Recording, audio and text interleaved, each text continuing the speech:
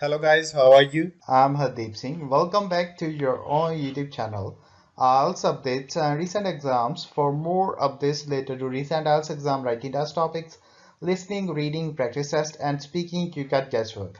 Please, guys, participate in everyday listening and reading practice test to achieve your desired band score in your actual IELTS exam. Please hit the like and subscribe button. Press the bell icon for the upcoming notifications. Don't forget like, subscribe and share my YouTube channel and my Facebook page, IELTS updates and recent exams. Now turn to part 1.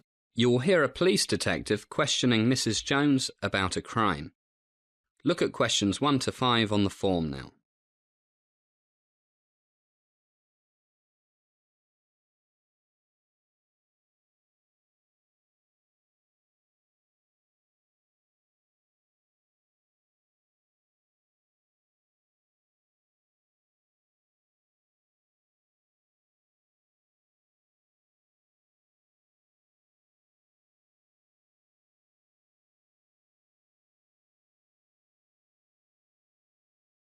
Listen carefully and answer questions 1 to 5. Hi, I'm Detective Smith. I can see you are upset, but I must ask you a few questions about the robbery. Yes, I understand. I'll try to control myself. It was so sudden. I understand. Why don't we sit down and get a cup of tea? Yes, thank you. It's okay. I'm a bit better now. Good. These things can be very disturbing, but we'll take our time. First, I need a few particulars. Let me see. Today is January 7th. Now, may I have your name? Yes, Mrs. Mary Susan Jones. Thank you. Age?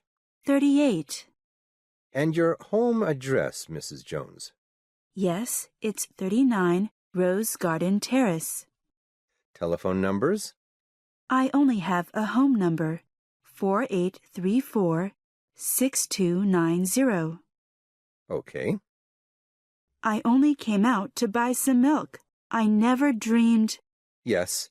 Now, try to relax. What time did you come into the shop, Mrs. Jones? It was exactly 11:15. I looked at my watch just before coming into the shop. I was worried I might not get home in time to make my husband's lunch. Look at questions 6 to 10.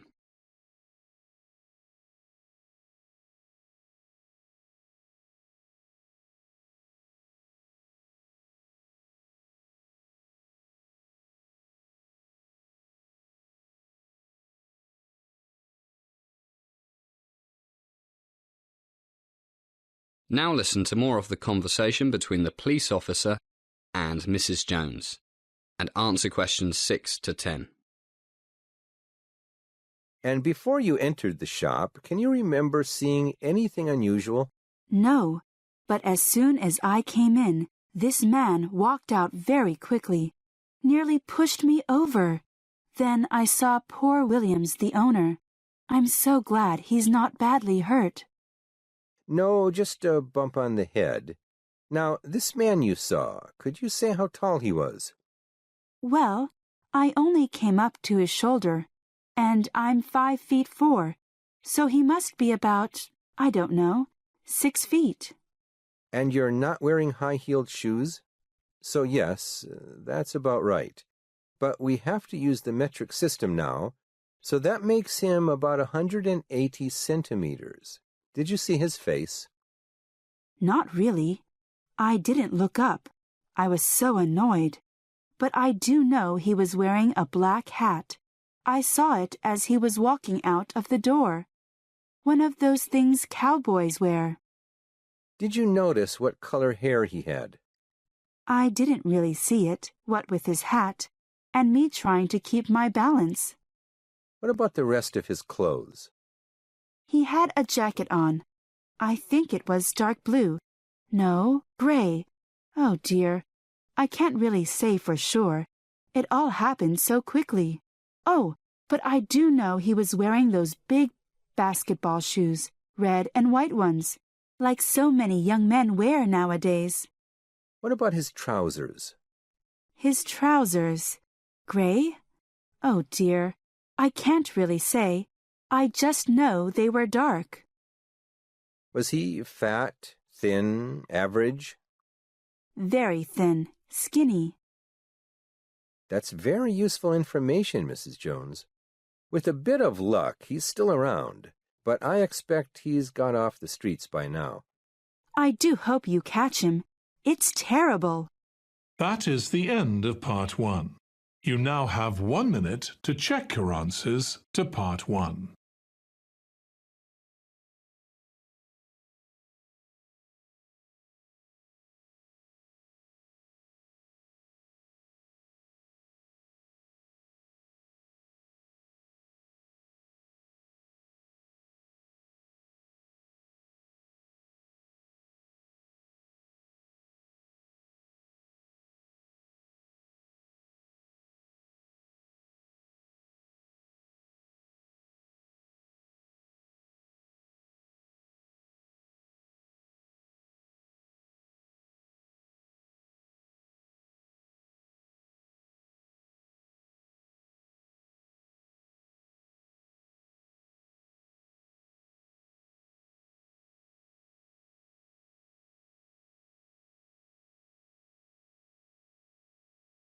Part 2. You're going to hear an introduction to Big Town University's resources by the Head of Student Services. First, look at questions 11 to 15.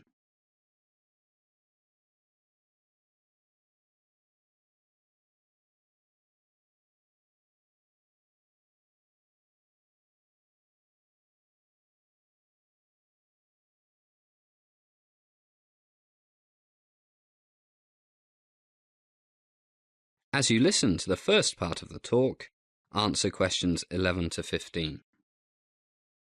Good morning, everybody. It's great to see you all here, and welcome to Big Town University. My name is Robert Black, and I'm the head of Student Services. Today, it's my pleasure to introduce you to our university's many resources, especially those that are concerned with student welfare, rather than academic resources and research facilities.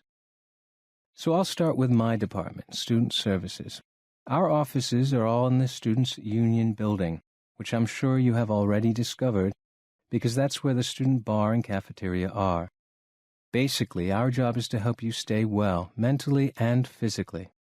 Then you can better enjoy your life here, and even study sometimes. To do this, we offer a variety of services. One is our student counseling service. For many of you, it's the first time you've away from home. This can take a while to adjust to for some people, and some of you will fall in love, and then your girlfriend or boyfriend will run off with your best friend. Some people look at this philosophically and say, who cares, there are plenty of fish in the sea, and then get on with life. But a few will think it's the end of the world and get depressed. Then there's the pressure of your schoolwork, which usually affects not the less clever or the most hard-working students, but those who don't manage their time properly and leave everything to the last minute. So, for these and various other reasons, some people find themselves in a depression, severe clinical depression in the worst cases. Now, it's very common for people suffering from depression to be reluctant to seek professional help.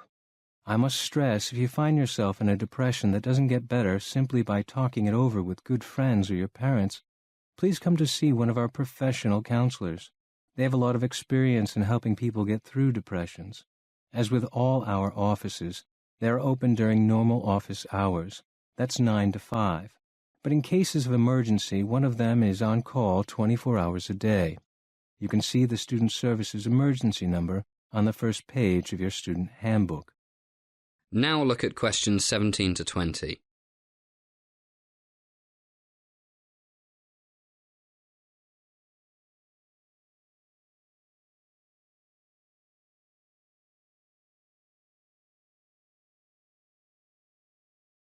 As the talk continues, answer questions 17 to 20.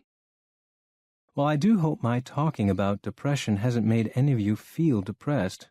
Another one of our services is the Student Housing Office. I won't say much about this because most of you will have already dealt with the office, either to arrange accommodation in a student residence or to help you find somewhere to live off campus. We have a database of off-campus housing that is updated almost daily, so if any of you are still looking, then please drop in.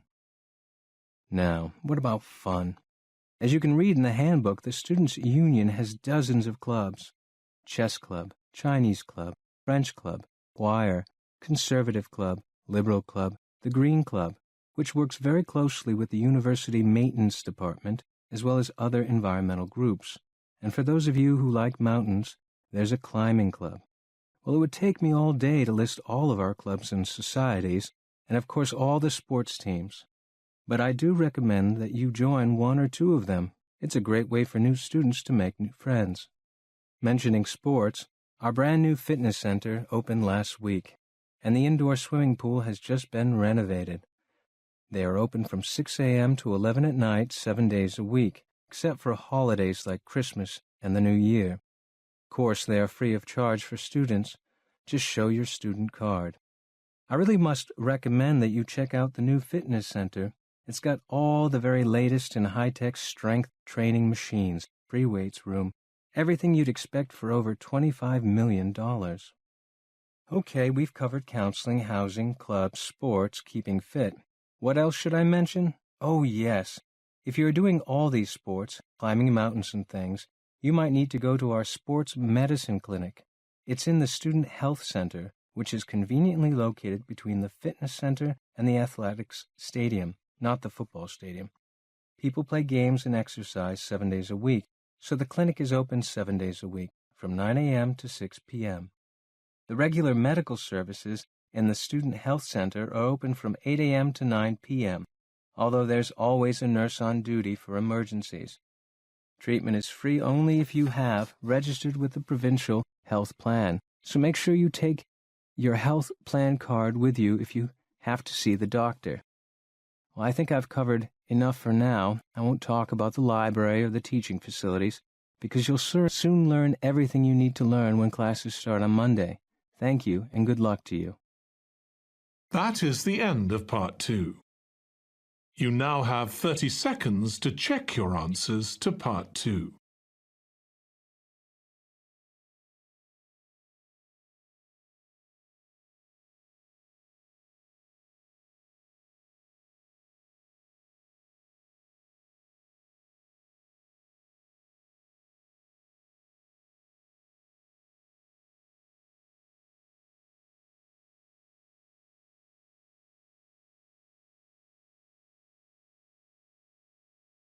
Part 3. You will hear two friends discussing a course they have just done. First, you have some time to look at questions 21 to 27.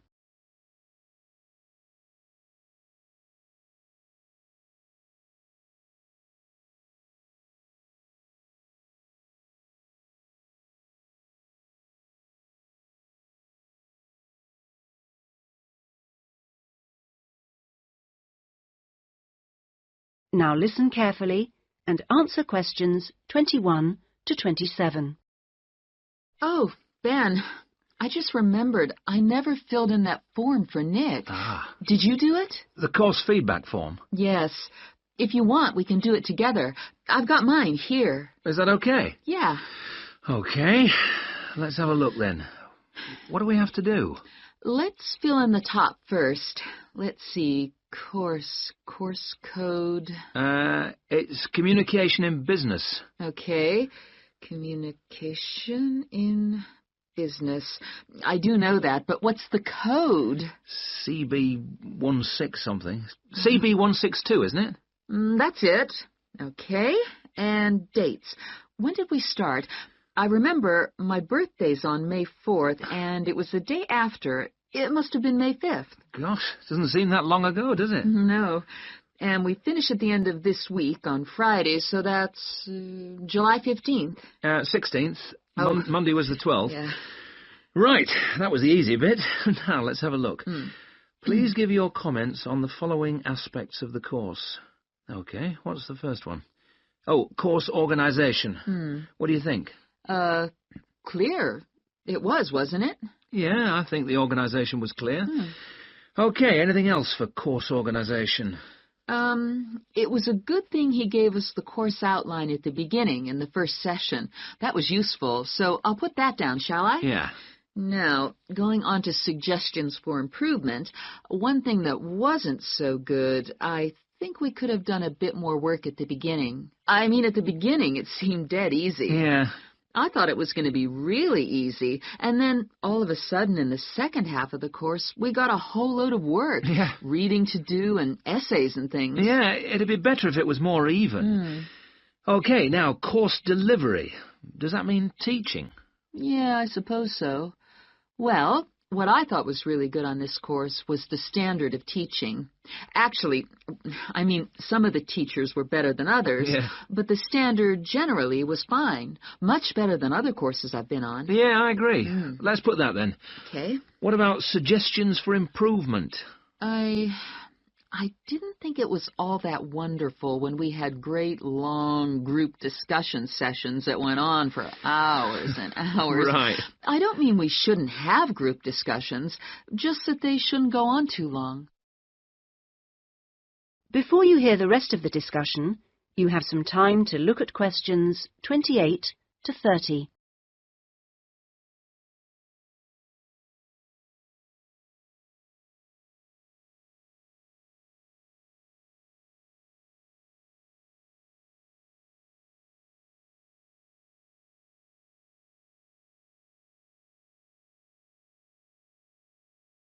Now listen and answer questions 28 to 30. Now, on to materials and equipment. Oh, now, what was good about some sessions was the handouts. Yes, I thought all the handouts were good, actually, and some were great, with website addresses and everything. One problem, though, with materials was the key texts. Yes, there just weren't enough copies on reserve in the library. And if you can't get the key text before the session, how are you supposed to do the reading? Yeah. And not enough computers. You have to wait ages to get one. Okay, testing and evaluation. Well, I don't know. It's hard to say until we've got our written assignments back. Oh, don't talk about it. I only got mine in yesterday. It was a real struggle.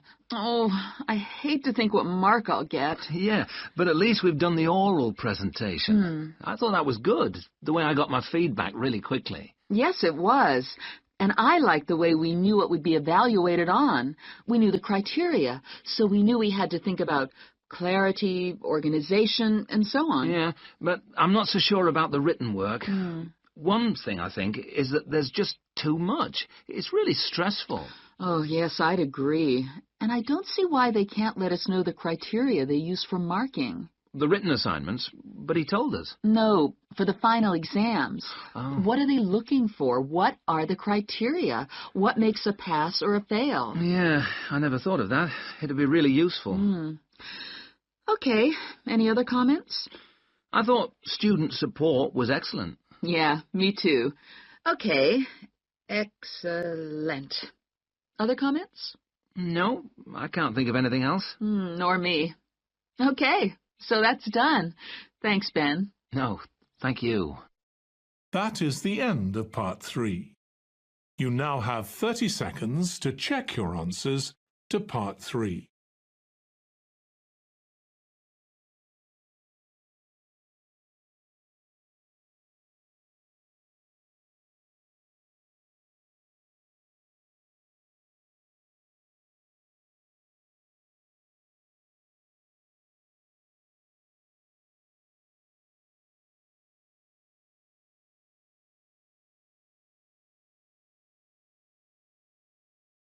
Part 4. You will hear a student giving a presentation about a project on household waste recycling. First, you have some time to look at questions 31 to 40.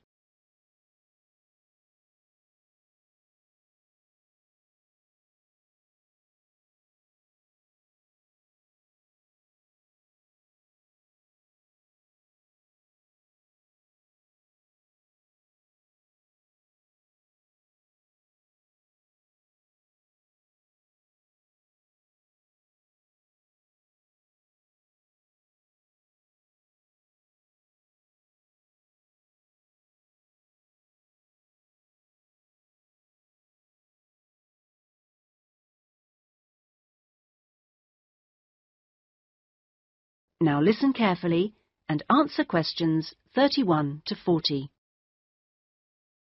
Well, my group has been doing a project on how household waste is recycled in Britain.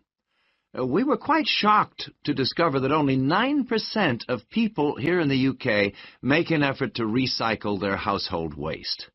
This is a lower figure than in most other European countries, and needs to increase dramatically in the next few years if the government is going to meet its recycling targets. The agreed targets for the UK mean that by 2008 we must reduce our carbon dioxide emissions by 12.5% compared with 1990. And recycling can help to achieve that goal in two main ways. The production of recycled glass and paper uses much less energy than producing them from virgin materials, and also recycling reduces greenhouse gas emissions from landfill sites and incineration plants. As part of our project, we carried out a survey of people in the street, and the thing that came up over and over again is that people don't think it's easy enough to recycle their waste. One problem is that there aren't enough drop-off sites, that is, the places where the public are supposed to take their waste. We also discovered that waste that's collected from householders is taken to places called bring banks for sorting and baling into loads. One problem here is taking out everything that shouldn't have been placed in the recycling containers. People put all sorts of things into bottle banks, like plastic bags and even broken umbrellas. All this has to be removed by hand. Another difficulty is that toughened glass used for cooking doesn't fully melt at the temperature required for other glass, and so that also has to be picked out by hand. Glass is easy to recycle because it can be reused over and over again without becoming weaker. 2 million tons of glass is thrown away each year. That is 7 billion bottles and jars. But only 500,000 tons of that is collected and recycled.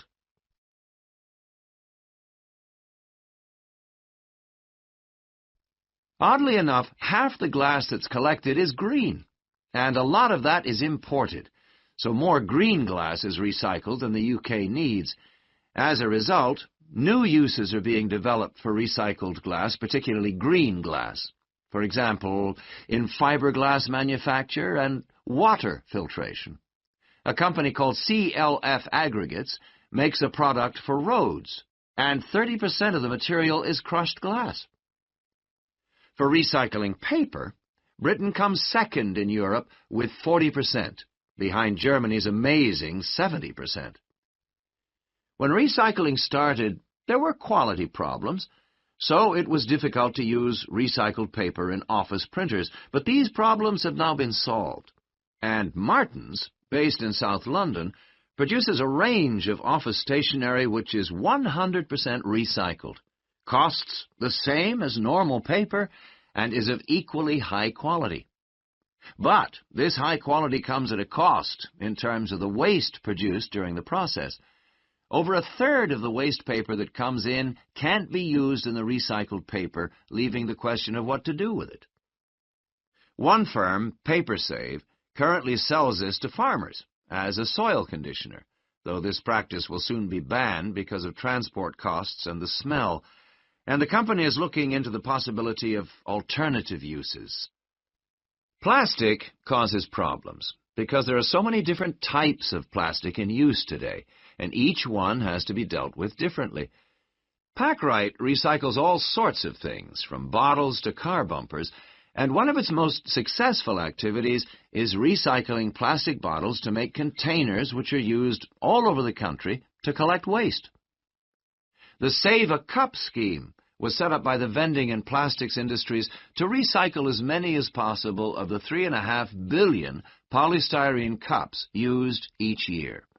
At the moment, 500 million polycups are collected, processed, and sold on to other businesses such as Waterford, which turns the cups into pencils, and Johnson & Jones, a Welsh-based firm, which has developed a wide variety of items, including business cards. Well, to sum up, There seems to be plenty of research going on into how to reuse materials. But the biggest problem is getting people to think about recycling instead of throwing things away. At least doing the research made us much more careful. That is the end of part 4. You would now have 10 minutes to transfer your answers to the answer sheet. So guys, don't forget like, subscribe and share my YouTube channel and my Facebook page. IELTS updates and recent exams. For more updates related to recent IELTS exam writing test topics, listening, reading, practice test and speaking, you got guesswork. Please guys, participate in everyday new IELTS listening and reading practice tests to achieve your desired band score in your actual IELTS exam. For more IELTS material, visit my official website www.ieltsupdatesandrecentexams.com. The link is given below in the description. If you need PDF files of latest IELTS material, then please join my Telegram channel. So guys, please write your score below the comment section. Again, thanks for listening. God bless you all guys. Stay tuned, stay safe.